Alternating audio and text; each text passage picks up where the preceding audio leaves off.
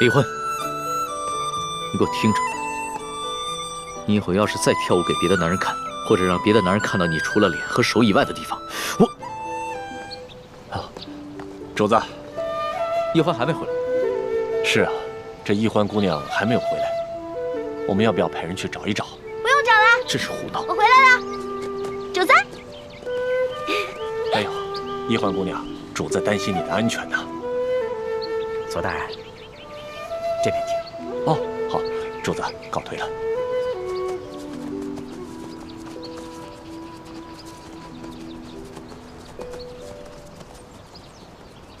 龙小弟，你还生气啊？你不理我吗？你不理我，从现在开始呢，到山西有几百里路，那你打算一路上都不理我了吗？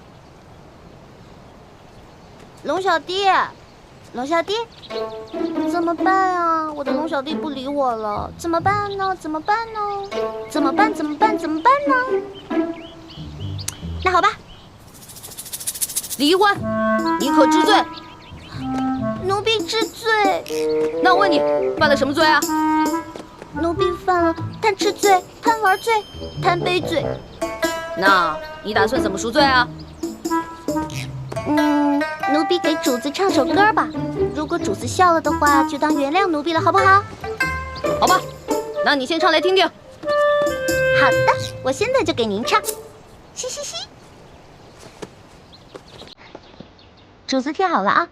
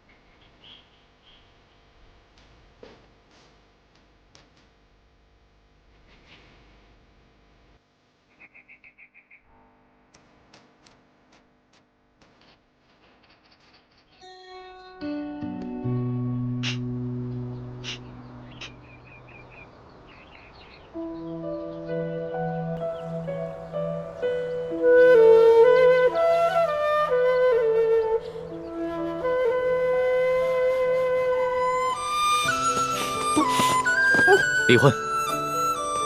你给我听着，你以后要是再跳舞给别的男人看，或者让别的男人看到你除了脸和手以外的地方，我饶不了你。哦，知道了。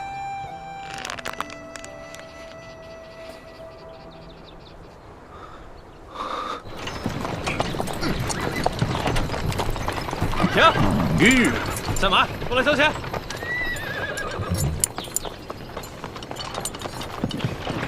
慢点。怎么了？我们要过去。废什么话？到那边交钱。交钱。军爷，我们过路要交什么钱啊？要想过关，先交税钱。哦，税钱。怎么不走了？主子，这军爷说了，他要收您的过路钱啊。哎呀，过路钱，你们天天在这收吗？这位军爷，你这收的什么钱？关口要道，过往商旅一律上交税钱2吊。可我们不是商人，为什么还要交税费？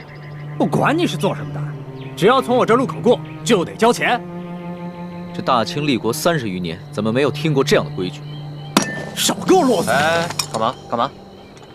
哼，看你像个贵公子模样，2吊钱拿不出来，不想出钱就别从我这过。好，这钱我出，不过你得告诉我，是谁让你们在这收钱的？这是我们知县大人的命令，你还想怎么着？龙小弟，这一个小小的知县就敢巧立名目胡乱收费，再大点的官可了得呀！哎，回去告诉你们大人，就说他头上那顶乌纱帽很快就要保不住了，知道吗？我们知县大人，朝廷里有人，就你们，算哪根葱啊？我们算……行了，咱先别说了，别耽误了主子的正事儿啊！哎，把钱拿过来。这次出巡，看来真是出对了。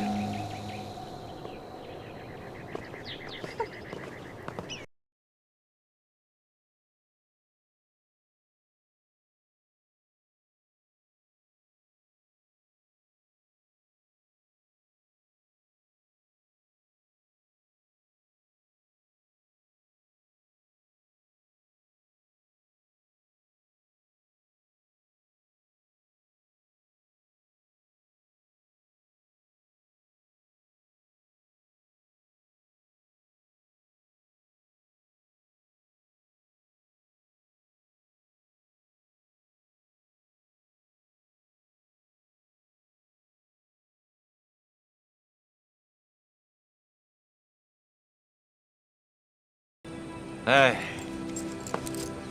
你们呀，真的不知道什么叫王法。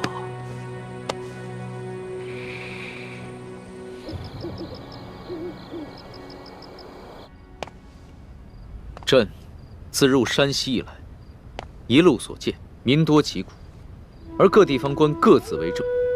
朕一日行100余里，竟连遇3处关口，巧立名目收取税费。过往商旅都被迫缴纳所谓道路修补款项，贪污之风可见一斑。念及民生之苦，朕实不能寐。老大，都记下来了吗？放心吧，全记下来了。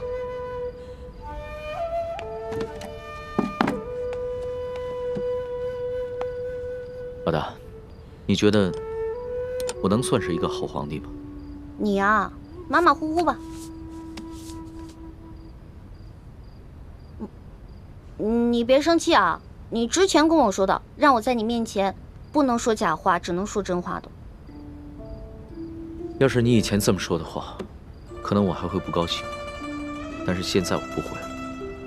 你说的对，我确实只是一个马马虎虎的皇帝，离一个好皇帝还差得远呢，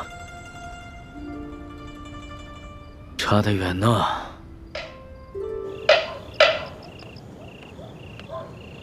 天干物燥，小心火烛。天干物燥，小心火烛。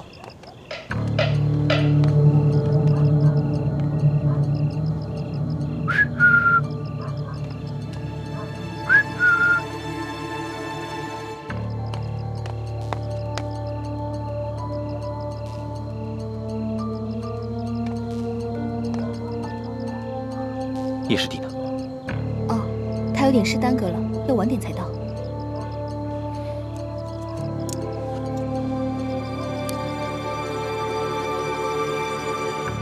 这就是那1号金钥匙。嗯，这是我从吴应奇押送的永历帝遗物当中找到的。只有义父才能辨别这把金钥匙的真假。但义父回明珠谷清查内奸去了，下月才会回京城和我碰头。这把金钥匙先交给我保管。就在我得手的第2天，吴应奇就将永历帝的遗物交给书剑保管了。那书剑直接当着我们的面，找出那把金钥匙，挂在自己颈上，贴身保管。只怕书剑做梦也想不到，他拼死保护的这把金钥匙，居然是一把假钥匙。遇到劫匪的时候，你们也在这，可有发现什么线索？那帮劫匪很有可能是吴三桂派来的。在出事的头1天晚上，吴三桂派人悄悄找到了吴应奇。父王命你连夜快马赶来，有何急事？王爷问2公子，在永历帝的遗物中，可否见过一把金钥匙？有。卑职奉王爷之命，请2公子立刻将金钥匙交给卑职，用这把假的金钥匙调包。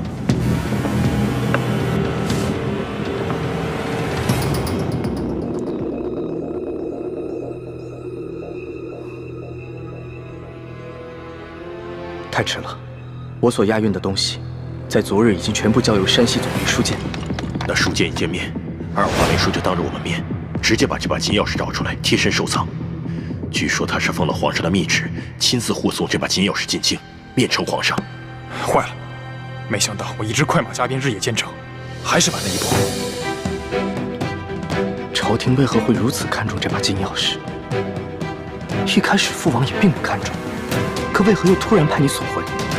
卑职也只是奉命行事，别的什么也不知道。二公子若有疑问，待回到滇都之后，亲自问王爷吧。那现在怎么办？来之前，王爷已经做好了各种打算，要卑职无论如何把金钥匙带回去。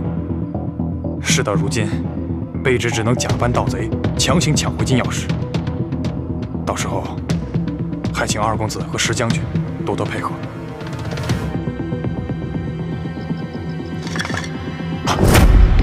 谁？紧接着第二天，书剑就遇刺了。石青红率着手下假作抵抗，我和叶师弟自然也不会真的出力。书剑虽然是个好将领，精通兵法，却武功平平，而吴三桂派来的一帮杀手们，个个武功高强，不一会儿就将书剑带的200精兵杀得七零八落。看来，吴三桂已经知道了金钥匙的秘密，否则不会派人连夜追回。只可惜他万万料想不到，我们赶在书剑之前就已经调包了金钥匙。他们不惜劫杀朝廷命官，担了天大的干系，却只找回一把假钥匙。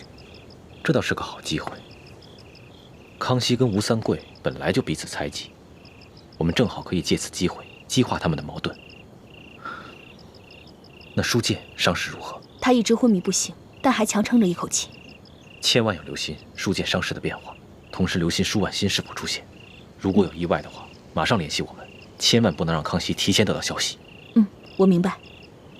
原本你拿到金钥匙，我和叶师弟就准备趁着给书剑寻找良药的机会不辞而别。可如今出了舒婉心这个变故，我们也只能再回到吴应奇的身边了。辛苦你和叶师弟了，我们这边就不如你们那边顺利了。好不容易找到了铜匣，又被人调了包。关于明珠谷的内奸，我和叶师弟也想了很久，却不知该怀疑谁。以后大家行事要更加谨慎，如果有什么行动的话，一定要守口如瓶，千万不能让更多的人知道消息。好，我明白。大师兄，我该赶回去和叶师弟会合，再一起返回吴应奇的身边了，以免石青红起疑心。樊师妹，叶师弟为什么不来见我？他究竟去了哪里？我也不知，问他，他也没说。